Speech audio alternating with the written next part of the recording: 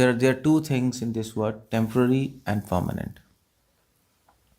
So Upanishads, which are a part of Vedas, actually Vedas have every Veda, Rig, Samaj, Athar, they have four parts to it, four sections you can say. The sections are Brahman, Samhita, Aranyaka, Upanishads. So if you open Rig Ved, it will have four sections. These four. Similarly, Atharved, similarly, Ajur, similarly, Samved. So every Veda has to offer Brahmanas section that is dealing with mantras. That section of Vedas, Brahmanas, they are dealing with mantras, which have to be chanted in yajna, in sacrifices.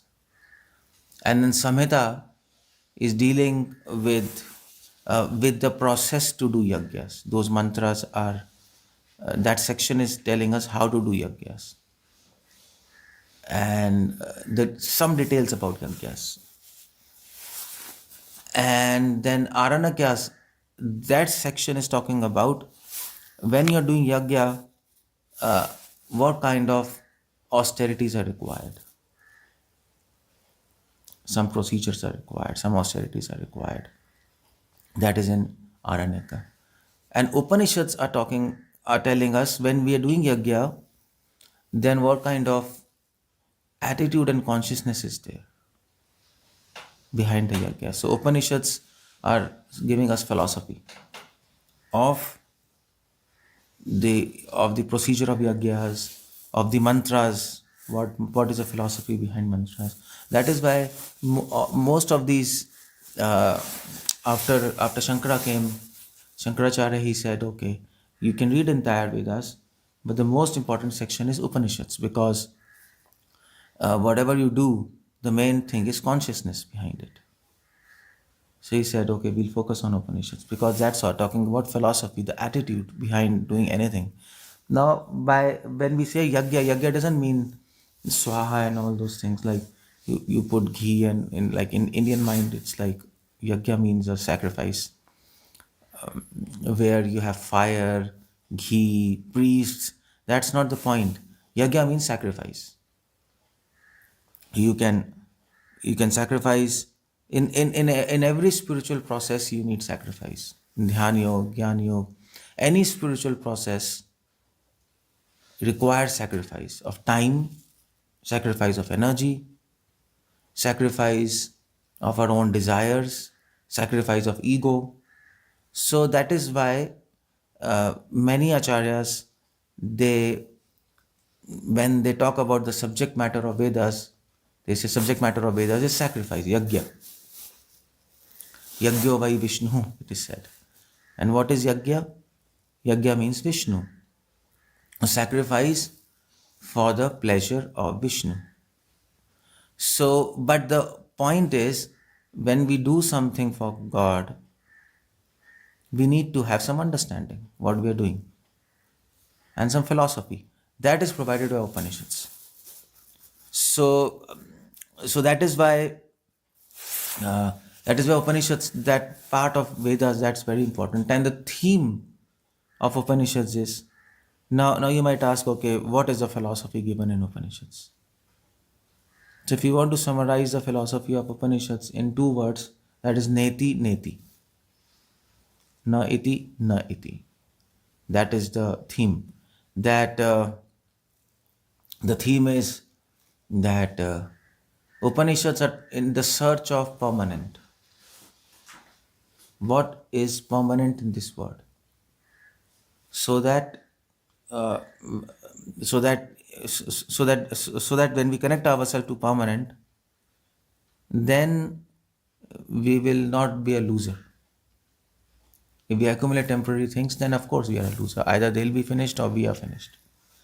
We lose, we'll end up in miseries, and there'll be suffering. But if you're in search of permanent, and once you attain it, and once you connect with the permanent, then what happens is, then you don't have sufferings, then you don't have miseries. It's clear, isn't it? So now, when Upanishads were in search of permanent things, then they found that all the elements of this material world, they are temporary. What about earth? Earth is temporary. So Upanishad said, na iti, na iti. No, this is not correct. Na iti means, na means not, iti means this. So Upanishad says, okay, fine. Earth, is this permanent? Na iti. No, this is not permanent. Okay, fine.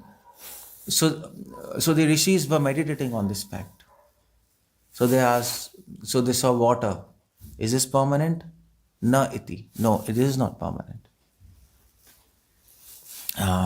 Because water can change into air, and water can evaporate, water can change into ice. So, and then they look, air. Is air permanent? No, that's not permanent. Because one form of energy can change into another form of energy. Isn't it? We know through science. So as they proceeded forward, fire, ether, even mind, when they thought about it, they said, no, that's also not permanent. Although Western philosophy, Descartes, there was a philosopher, René Descartes, he said, no, mind seems to be permanent because we are thinking by our mind. And it seems to be permanent. But Rishi says, no, that's not permanent. Even intelligence is not permanent. Ego is not permanent. Like this, they scanned the entire material world, and they saw that nothing is permanent here. One form of energy changes into another form of energy. Now, according to science will say energy is permanent. Law of conservation of energy, isn't it? Energy can neither be created, neither be destroyed. Okay, energy is permanent. But when rishis thought about it, they said, no, actually, that is also not permanent energy. That's also not permanent. That seems to be temporary. So then they asked, okay, so what is permanent? What is that thing which never gets destroyed and never gets created? So Rishi says, no, that's not energy, that is soul. So Upanishads, they came to conclusion, soul is neither created, neither destroyed. And Krishna says in Bhagavad Gita, na to evam jatu nasham, na neme janadipa. So Krishna says soul is neither created, neither destroyed. That's the theme where Bhagavad Gita starts. Body is created, body is destroyed.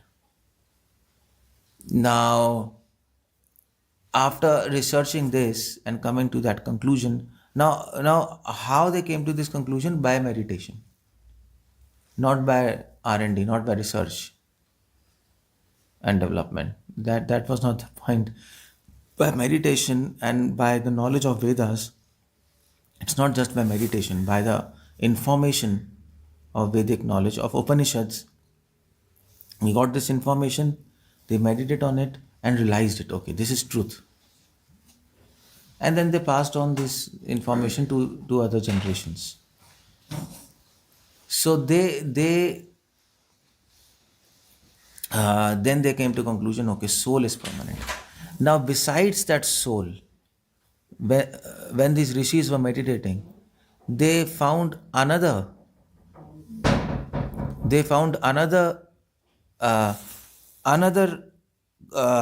thing which is permanent in this material world, and that thing is supersoul, God.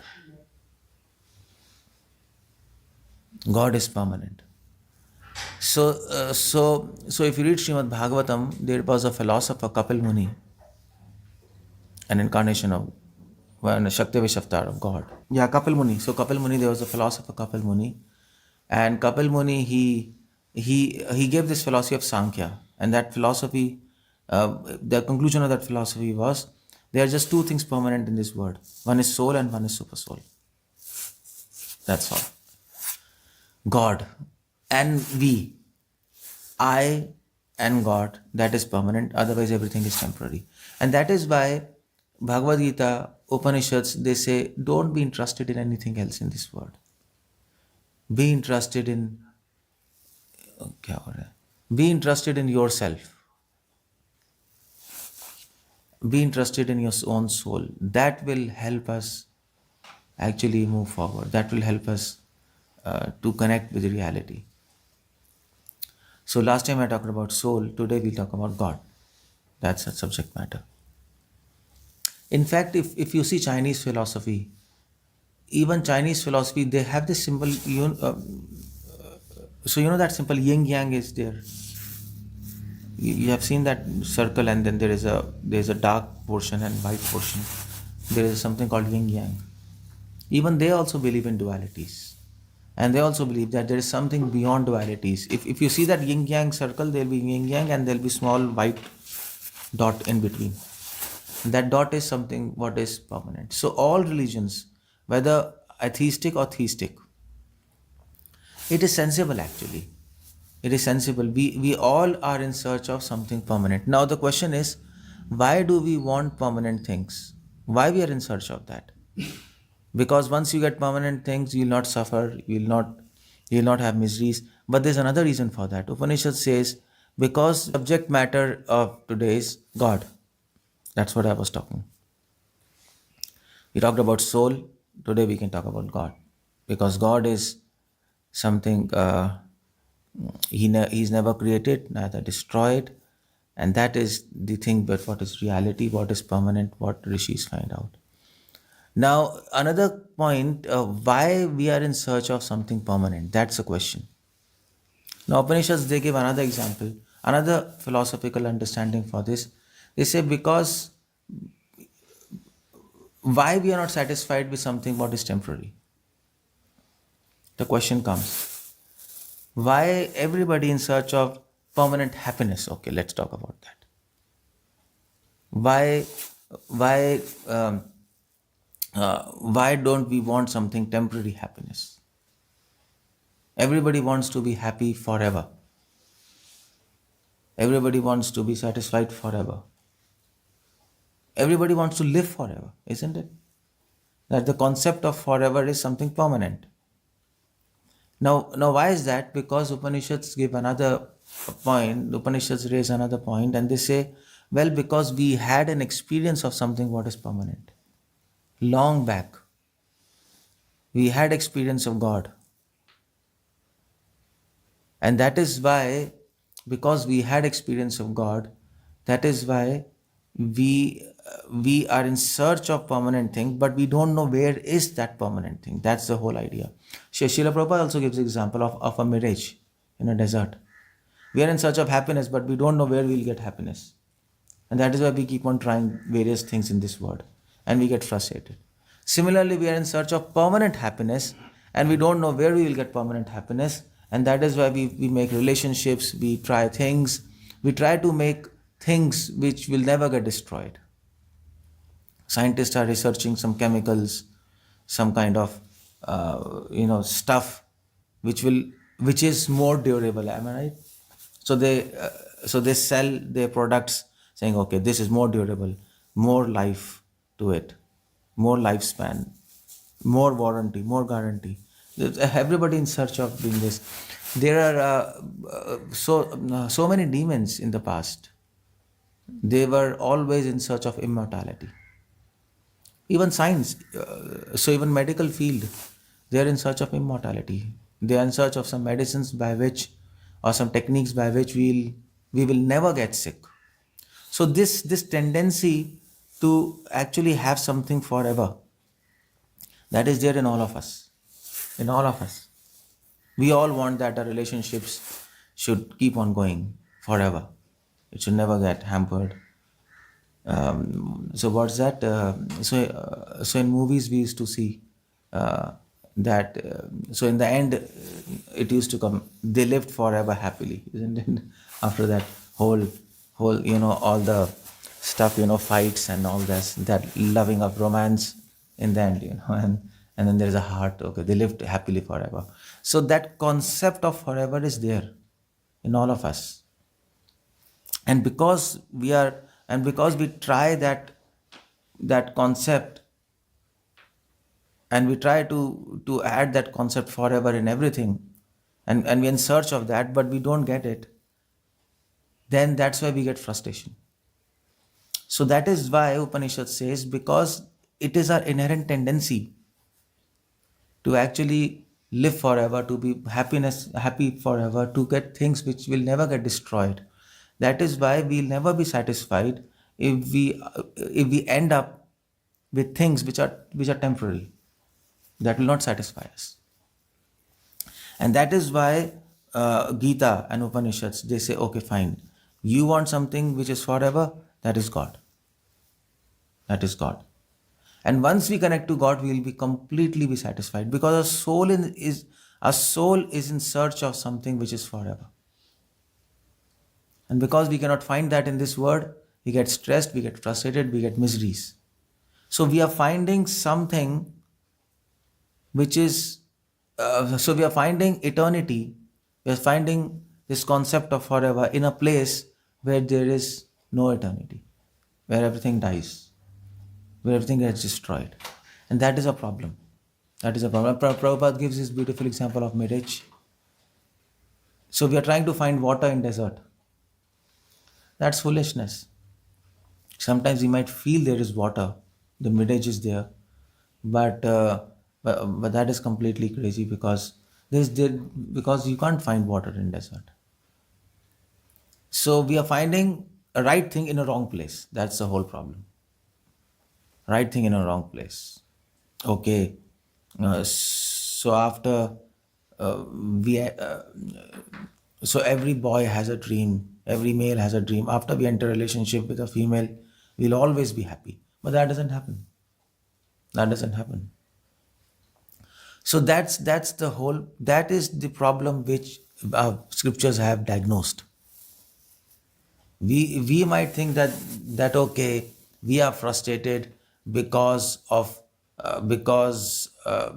we are not positive in life. For example, nowadays they have this concept of positivity. So be positive and be happy. Or maybe we are not enough, so we are not well motivated. So get motivated, get some life coach and be happy. So we have so we or as so humanity comes, or maybe philosophers among all the humanity who are a little more intelligent, they come up with various ideas why we are unhappy, and then they end up giving those ideas to the society, and the society tries for 100 200 years, and then that idea brings up many other problems, and then they see that idea is not good, so go to another idea. And that's what is happening in the civilization, where so many philosophers, they come up with giving some ideas. So some philosopher says, okay, fine, if you do everything morally and religiously, then you will be happy. So but then they found that there are problems with that. Even if you act super morally, super righteously, still there will be problems, because there will always be some people who will be trying to block you. So then there is a problem with that. Everybody will not be so righteous, so moral, and and uh, and ultimately you'll get stressed.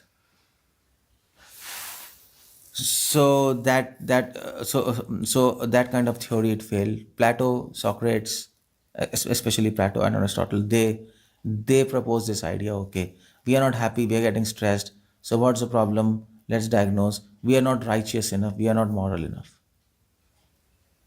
So follow that, you'll be happy. But no, that doesn't make people happy. Western civilization, that's so what to talk about happiness? They are struggling to even survive Western civilization all throughout. There have always wars and violence in Western world. There were always conquest, and that was happening there. Although, in spite of the fact the philosophers gave this philosophy of morality, so that's the idea. Many people come up with different ideas, but that's wrong. That will not help us. What God is telling us, that we should accept. What scriptures are telling us? Scriptures are telling us, no, connect to God, connect to a person God, who is permanent. Your soul is in search of God. That's the whole idea. Until unless that search doesn't end, you will not be happy, no matter what you do. And Srila Prabhupada gives an example, is it that fish example? So fish, so if you take the fish out of water, you can give anything to that fish. You can give Apple, iPhone, you can give all the riches of this world. But that fish wants to go in water,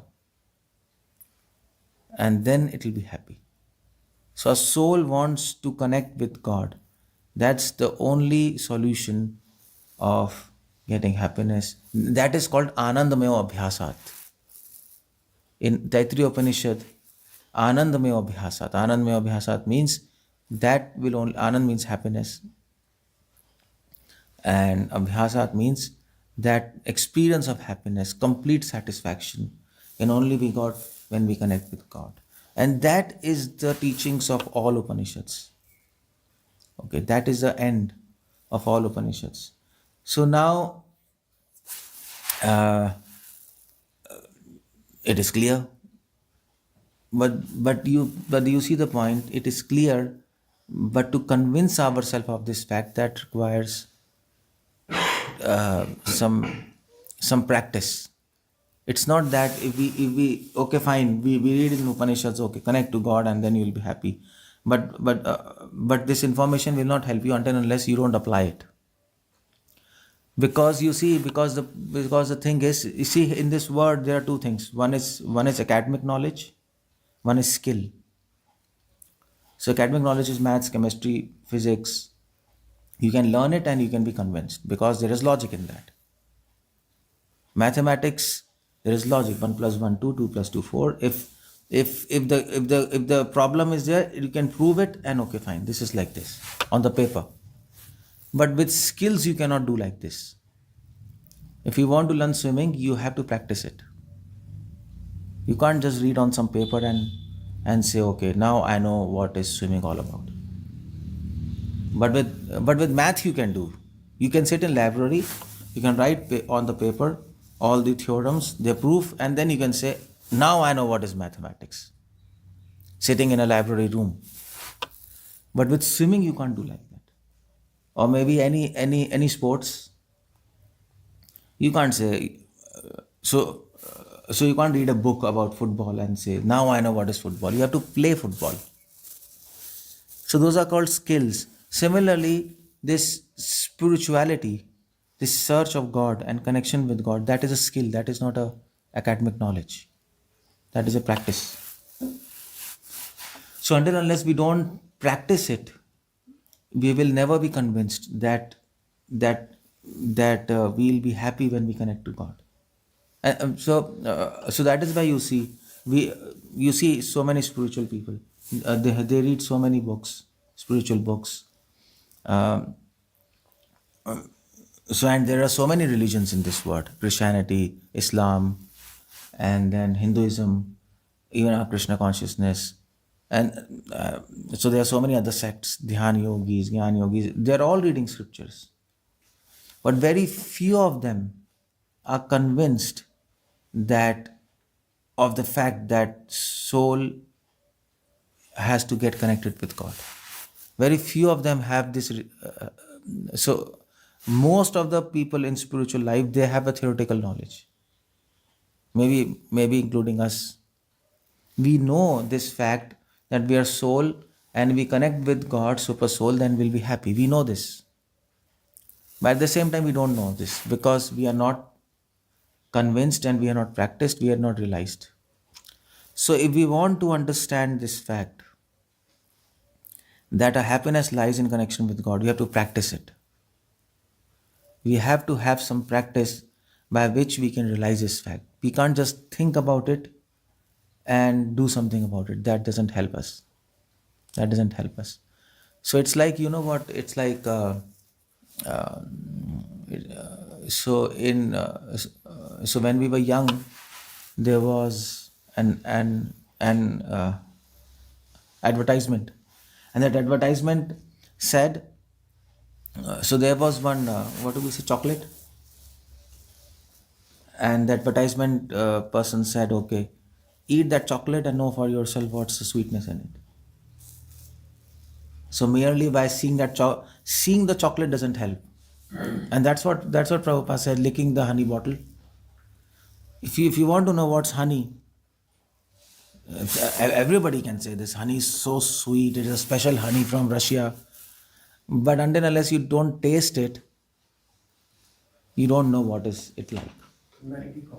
Yeah, melody khao khud jaan, that was the thing.